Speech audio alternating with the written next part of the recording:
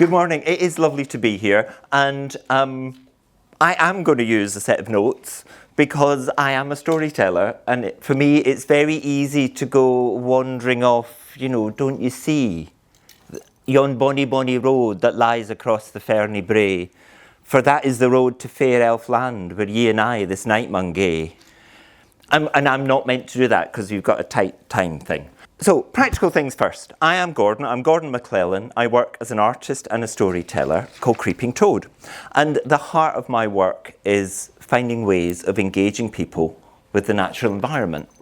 And that, for me, essentially boils down to conversations. And that we endlessly have conversations. It might be a company speaking to everyone else within, individuals talking to each other within a company. It might be an individual talking to themselves, having a creative conversation with themselves. Or often it's a communication between community, individual and landscape, and looking at how we relate to the world around us. And for me, that's inspiring. That's a wonderful thing to do. But I've been doing this for years. And I'm very aware that as a creative individual, if you keep repeating the same thing, it can become stale. You can lose that moment, lose that spark of excitement that is needed. For me as a workshop leader, I need to carry that thrill to convey it to other people, or for other people to find the equivalent within themselves. And so rather than rambling off down this is how we make a lantern parade through a wood, or how we turn 200 children to fish, that's another story and probably funnier, but that's for another day. So it's thinking about what do I do, but also what can we do as creative individuals. I know that I work in a particular field, I work in a particular way, but those principles about finding creativity or accessing or nurturing and maintaining our creativity runs through things. Sometimes the things that are good to do are really obvious, and sometimes we need somebody to remind us of those.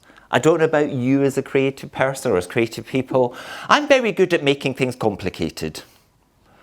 You get tied in a little knot around something and you might not manage to unravel it. You might just end up sitting looking at the knot and swearing, and since we are now being filmed, we won't go into nice Glaswegian language about the knot. But that sense of, quick edit of what I was about to say, that sense of facing a creative moment or a creative obstacle and thinking, what do we do about this? And for me, that loops in a roundabout way back to that sense of standing in a wood with 100 people saying, darlings, we're going to turn you all into trees, and inspiring people and keeping them going.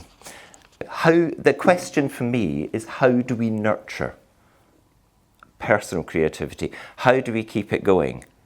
And as I said, sometimes the obvious things are the useful things to do.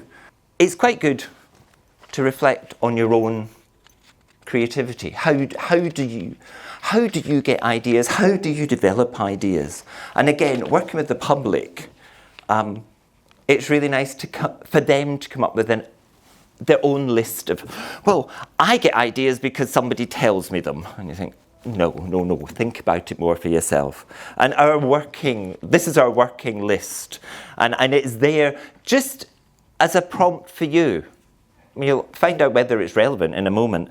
But it's quite nice for people to think, oh yes, I do all of those, which is the usual answer. So are you somebody who plans? Are you somebody who designs in a sort of formal way? Are you somebody who responds to a brief? You need that instruction. Are you somebody who just gets random lightning bolts that come zapping out the sky and have you running off making things? Do you grow things slowly? Do things take time for you? Or do you just get unexpected frights? The cupboard door creaking open and a hand coming out. None of that actually matters at this point. But it's quite good for people to stop and think, oh yeah, I do that. And almost all of us, we create in different ways. We find inspiration in different ways. And I don't think I've ever met a creative person who doesn't sometimes feel they're running out of steam, or that they got stuck, blocked, writer's block, artist block, whatever block you want, you can have. This was a set of suggestions of something you might do. My usual advice to people is, well, for goodness sake, just walk away from it for a bit. And don't just, go into the next room. Go for a walk. Go outside.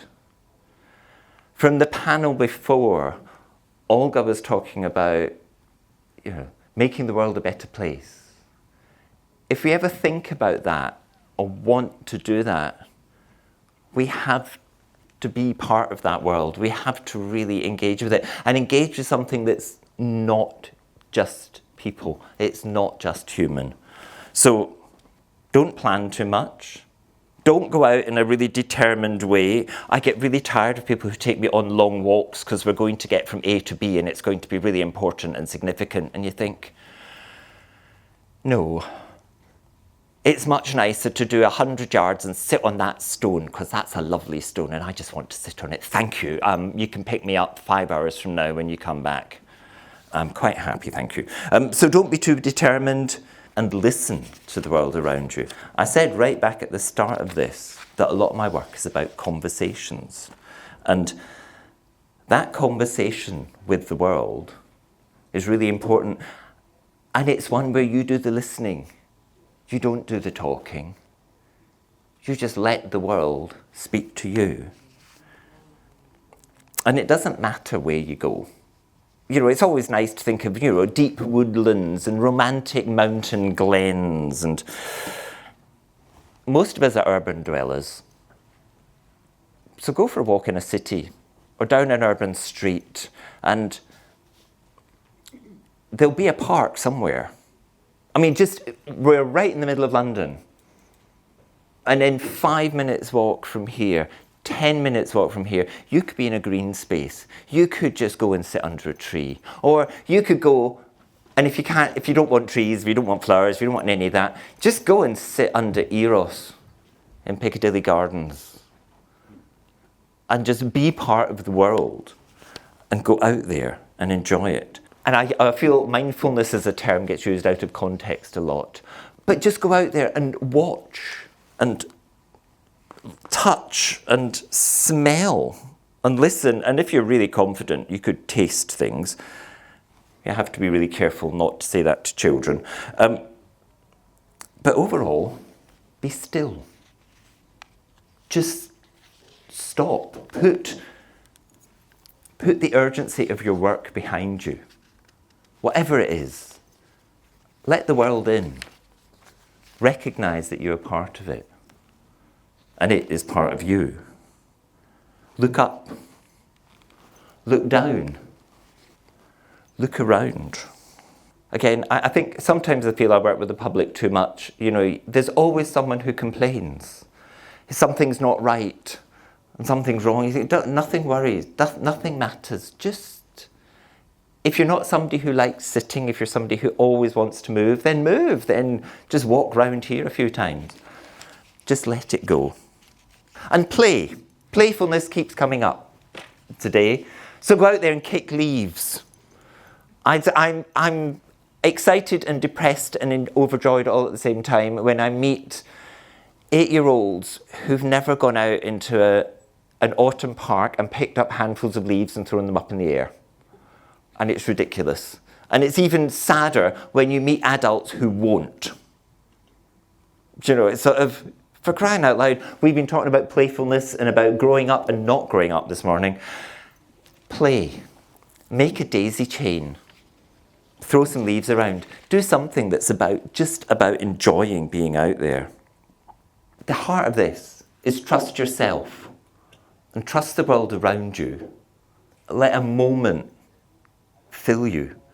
Don't worry about your creativity. Don't worry about your imagination. Don't worry about what you're meant to go back and do. Just be part of the world and let the world talk to you, and give yourself a bit of time to be enchanted. And I put this slide up as my enchantment slide because this is at the end of the district line. So if you don't know London, and if you do know London, just go on the district line to Richmond and go and have a walk in Richmond Park and go and talk to trees that are 1,000 years old. And then shut up and let the trees talk to you. Thank you.